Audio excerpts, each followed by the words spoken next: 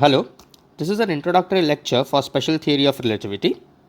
So let's start. Firstly, the definition. The theory of relativity is nothing but a framework for observers in different frames to compare their observations.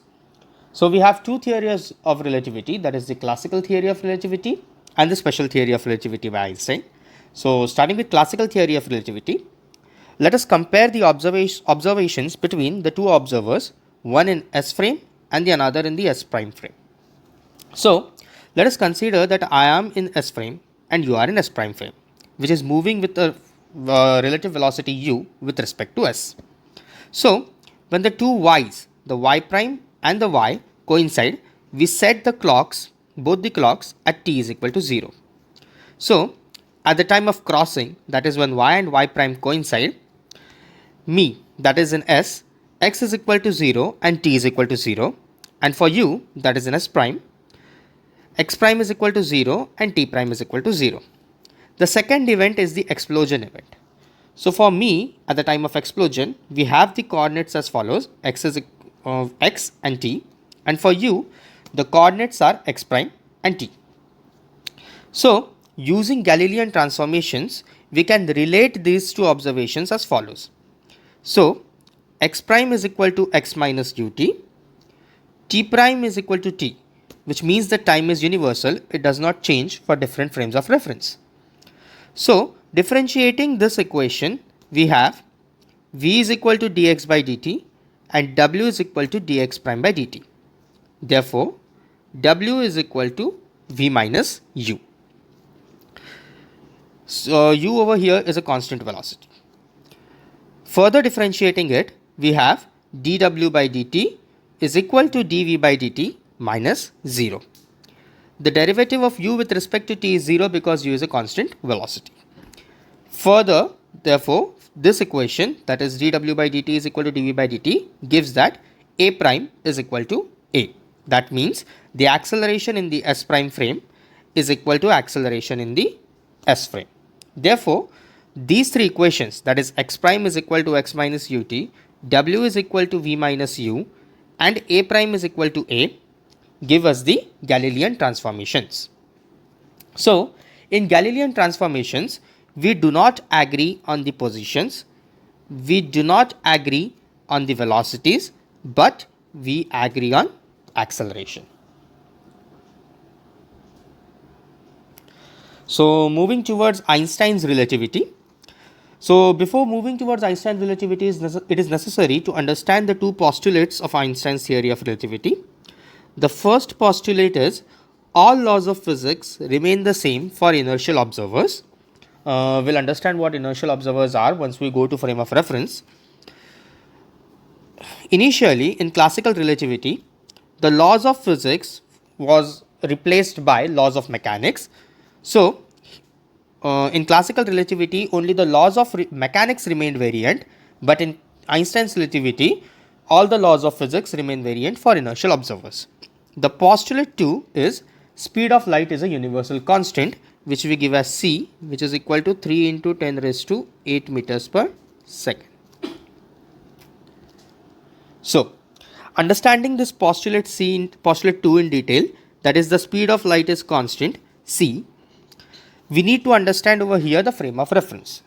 So the frame of reference are basically of two types: inertial frame of reference and non-inertial frame of reference. So in inertial frame of reference, there is uniform motion with a constant velocity, and in non-inertial frame of reference, there is accelerated motion, that is the one which is not with uniform velocity. In inertial frame of reference, the uniform motion can't be detected, and in non-inertial frame of reference, the accelerated motion can be detected. This can be detected because of jerks, etc. So the most important thing is, in inertial frames, the Newton's laws work.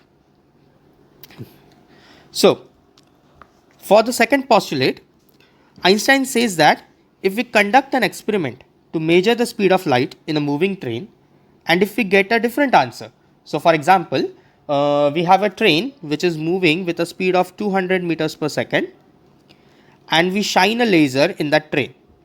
So if we get the speed of light, that is c plus 200 meters per second, then with this c plus 200 meters per second, we can say that our speed is 200 meters per second, and we can detect our uniform motion, which is not possible in inertial frames of reference. Therefore, we require postulate 2, that is speed of light is constant irrespective of the observer speed and the source speed. Therefore, here is a beautiful statement which explains it. The electromagnetic phenomena are a part of a game played by the nature to hide our velocity, just like the mechanical phenomena. And light is nothing but the vibration, alternate vibrations of electric and magnetic fields. Therefore, the speed of light is a law of physics which must remain constant. Therefore, now we need new rules, not the Galilean transformations, but we need new rules to connect the transformations which, when applied to light, give the speed of light to be c, irrespective of the speed of source and the observer. So, for this to happen, the two different observers which are in two different frames of reference must not agree with each other's length and time. So, if I give you a length, you give me a length x prime, which is equal to x minus ut, I multiply it by a factor gamma, and I do not agree with your lengths. Similarly happens with me, if I give you a length x which is equal to x prime plus ut, you don't agree with it and multiply it by a factor gamma. So, following is an experiment for the new transformation rules which come out to be Lorentz transformation. We'll see how. So, we have again the two coordinate systems, the s and s prime.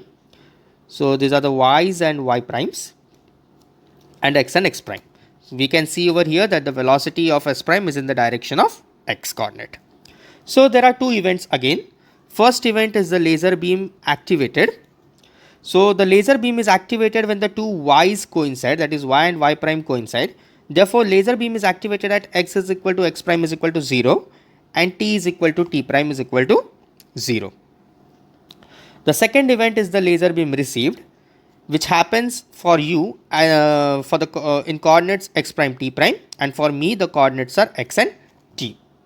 So, as it is a laser moving with the speed of light, we can say that the distance x traveled by the laser beam is equal to ct, and the distance x prime traveled by the laser beam is equal to ct prime. This is using the postulate 2, which says that the speed of light is constant. So, multiplying 1 and 2, we get 1 and 2 are these equations. X prime is equal to x minus ut into gamma, and x is equal to x prime plus ut into gamma. X is equal to x prime plus ut is nothing but an inverse transformation of x prime is equal to x minus ut into gamma. So, multiplying these two equations, we have x into x prime, that is the LHS, is equal to gamma square into x prime plus x ut prime minus x prime ut minus u square tt prime. So, dividing the whole equation by x prime, we have 1 is equal to gamma square into 1 plus ut prime by x prime minus ut by x minus u square tt prime by x prime. So, using the formulas over here, that is x is equal to ct and x prime is equal to ct prime, we have 1 is equal to gamma square into 1 plus u by c minus u by c minus u square by c square. So, cancelling these two terms, we have gamma, which is our multiplying factor, is equal to 1 over under root 1 minus u square over c square. So, the new transformations, that is the Lorentz transformations which replace the Galilean transformations, are as follows. X prime is equal to x minus ut over under root 1 minus u square by c square. So, this 1 over under root 1 minus u square by c square is nothing but our gamma. Similarly, the inverse transformation is x is equal to x prime plus ut over under root 1 minus u square by c square. So, if you so this is not t, this is t prime. Sorry for the mistake. Okay. So similarly, if you rearrange these two equations, that is x prime equation and x equation, we can get similarly an equation for time. So t prime is equal to t minus ux by c square over under root 1 minus u square by c square. So these are the Lorentz transformations which we have derived. So these are the Lorentz transformations derived only for the condition when the velocity of s prime is along x direction. So the equations are x prime is equal to x minus ut over under root 1 minus u square over c square. T prime is equal to t minus ux by c square over under root 1 minus u square by c square. Y prime is equal to y and z prime is equal to z. So here the important point to notice is that the measurements in the perpendicular direction are not affected. So we get y prime is equal to y and z prime is equal to z. So this was all about the introductory lecture for special relativity and the derivation of Lorentz transformations. Thank you.